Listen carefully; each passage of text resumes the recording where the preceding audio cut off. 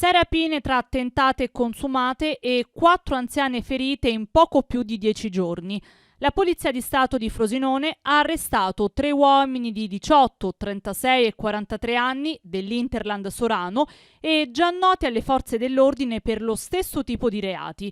I 3 rapinatori sono stati denunciati anche per fuga ed omissione di soccorso perché tentando di sfuggire all'arresto hanno causato un incidente stradale con feriti. L'operazione è scattata il 20 giugno scorso, quando una donna aveva segnalato al 112 di essere stata vittima di un tentativo di rapina mentre percorreva a piedi una via del capoluogo. L'anziana signora aveva anche riferito che i malviventi erano fuggiti a bordo di una Golf di colore blu.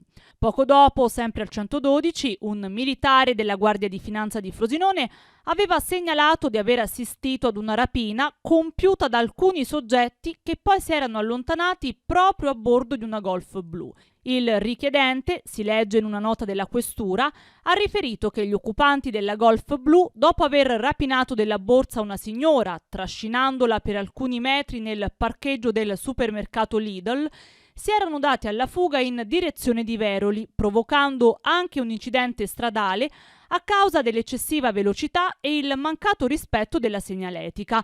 In tempo reale, senza mai perderli di vista, il finanziere ha fornito i vari spostamenti dei rapinatori alla sala operativa, consentendo alle volanti di intercettare l'auto.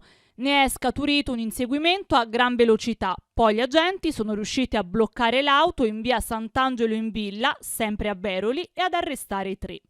Colgo l'occasione per ringraziare i miei collaboratori, ma soprattutto anche il collega della Guardia di Finanza per questa sinergia che c'è stata tra le varie forze di polizia. Professionalità, tempestività sull'intervento e dopo pochi minuti siamo riusciti a bloccare, intercettare grazie all'attività delle volanti che è stata fulminea. Siamo riusciti a bloccare, intercettare, bloccare ed arrestare, questi tre rapinatori. In base alla ricostruzione degli investigatori, il modus operandi era sempre lo stesso.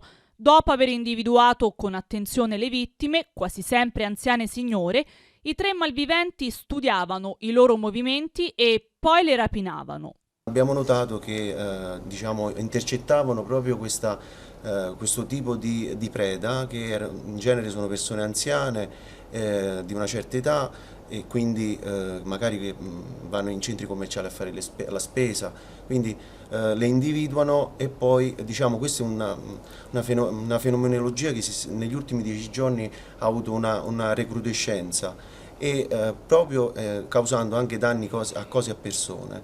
Questo che ha creato un allarme sociale nella provincia di Frosinone che non è passato inosservato. Sono in atto ancora degli accertamenti, dei riscontri che stiamo facendo unitamente ai colleghi della squadra mobile con il dottor Genovesi, proprio per cercare di capire compiutamente tutta la loro attività criminale, che non si è limitata soltanto a una rapina, a una tentata rapina, ma vi sono stati anche altri reati.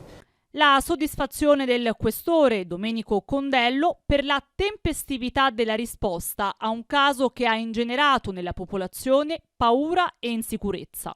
La risposta deve essere immediata in questi casi, perché con una risposta immediata si fa capire alla gente che la percezione della sicurezza è concreta. Se invece si lascia trascorrere troppo tempo e i risultati tardano a venire, si può ingenerare una reazione opposta, cioè si crea una grande insicurezza da parte dei cittadini che hanno anche paura di uscire normalmente a fare la spesa. Invece in questo modo devo ringraziare il personale che ha operato, perché ha operato senza soluzione di continuità, con grande senso del dovere e soprattutto con grande senso di iniziativa, portando un risultato anche inaspettato poi.